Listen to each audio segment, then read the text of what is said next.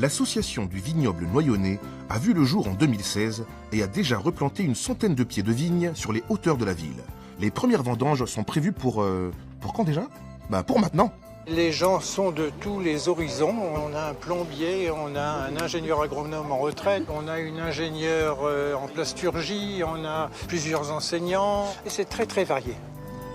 Notre principe dès le départ, c'était de ne pas rentrer dans la spirale infernale du phytosanitaire, c'est-à-dire des traitements.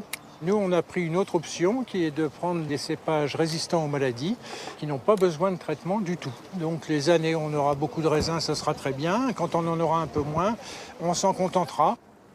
On n'a pas le droit de vendre notre production. C'est uniquement pour la consommation familiale, associative. Dans ce qui nous concerne, nous, puisque la mairie nous a prêté la parcelle et le local de vinification, ça sera aussi à partager avec la municipalité pour les festivités qui peuvent être organisées sur la commune. Voilà.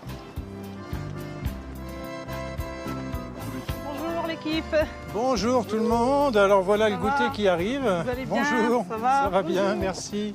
Installez-vous. Ce sont les dames de l'association Femmes d'aujourd'hui, qui est une association du quartier ici, à côté, et avec lesquelles on a des collaborations depuis plusieurs années déjà, puisqu'elles sont venues nous faire un goûter comme ça le jour de l'inauguration de la parcelle, il y a 2 ans.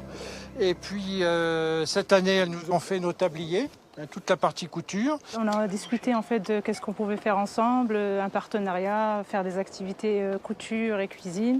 On était partantes, on a dit pourquoi pas. Délicieux. Il y a des femmes qui ne savent pas lire, des femmes qui ne savent pas écrire. On essaie de faire avec eux des ateliers pour les faire sortir un peu de leur isolement. Elles peuvent découvrir les vignes par exemple. J'ai découvert les abeilles, le miel, comment ça se passe. J'avais jamais vu d'aussi près.